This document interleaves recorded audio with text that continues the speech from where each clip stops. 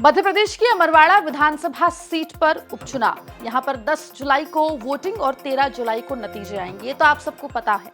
लेकिन आखिर 13 जुलाई को होगा क्या? क्या छिंदवाड़ा का इतिहास बदल जाएगा? मध्य प्रदेश के विधानसभा चुनाव में जहां एक तरफा बीजेपी की आंधी चली, उस दौरान भी अमरवाड़ा समेत बाकी की जो 6 विधानसभा सीटें हैं जो कि छिंदवाड़ा में आती हैं, उसमें कांग्रेस को विजय हासिल हुई। लेकिन क्या ये उपचुनाव अब इतिहास बदल देंगे? क्या रहेगा स्कोर? तमाम सवाल हैं, इनके जवाब आपको देने की हम कोशिश करेंगे इस रिपोर्ट में। नमस्कार, आप देख रहे हैं एमपी तक और मैं हूं आपके साथ आकांक्षा ठाकुर। मध्य प्रदेश की अमरवाड़ा विधानसभा सीट पर हो रहे उपचुनाव जो हैं वो लगातार चर्चा का विषय बने हुए हैं। सियासी गलियारों में इसको लेकर काफी चर्चा है। आखिर हो भी क्यों ना, क्योंकि मध्य प्रदेश के विधानसभा चुनाव जो 2023 में हुए थे, उस दौरान यहाँ की तमाम जो 7 विधानसभा सीटें हैं उसमें कांग्रेस को विजय हासिल हुई थी। हालांकि ये बात अलग है कि लोकसभा चुनाव के दौरान अमरवाड़ा से विधायक विजय शाह जो हैं वो कांग्रेस छोड़कर बीजेपी में चले गए, जिसका नतीजा ये रहा कि यहाँ पर अब उपचुनाव हो रहे हैं।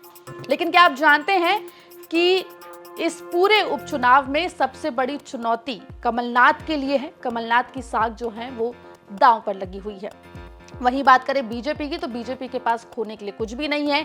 लेकिन ये सवाल बड़ा है कि अगर यहां पर जीत बीजेपी की होती है तो ऐसे में आगे कमलनाथ और उनके गढ़ को लेकर किस तरीके से चीजें आगे बढ़ेगी, कांग्रेस का भविष्य क्या होगा, ये तमाम सवाल हैं।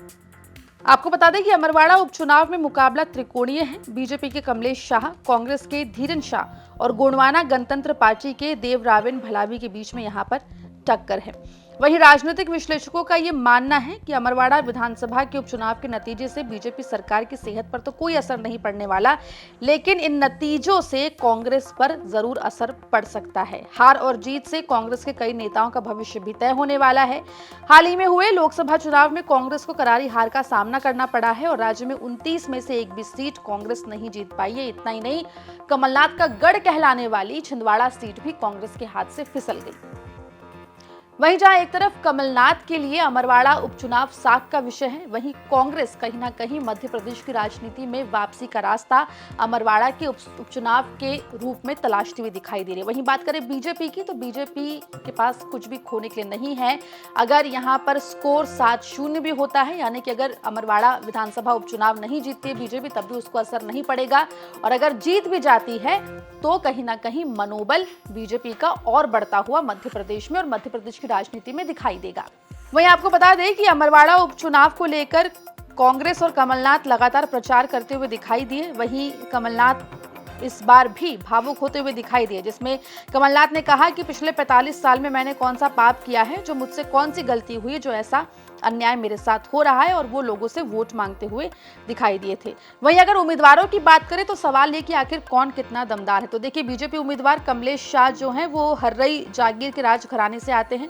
साल 2013 से अमरवाड़ा के विधायक हैं। वहीं अमरवाड़ा विधानसभा छिंदवाड़ा जिले का आदिवासी बाहुल्य इलाका है और ये विधानसभा सीट आदिवासी वर्ग के लिए आरक्षित है। उनके राजवंशी होने की वजह से कमलेश शाह को यहाँ पर व्यापक समर्थन मिला है, जिसके कारण वो साल 2013 से लगातार यहाँ पर जीतते आए हैं। वहीं अगर कांग्रेस की बात करें तो कांग्रेस ने अंचलकुंड धाम के दादा के पुत्र धीरन शाह इनवाती को प्रत्याशी बनाया है। धीरन शाह इनवाती राजनीतिक पृष्ठभूमि से नहीं आते हैं, लेकिन अंचलकुंड दादा दरबार से जुड़े होने के कारण आदिवासी वोट बैंक में उनकी काफी ज्यादा पकड़ है।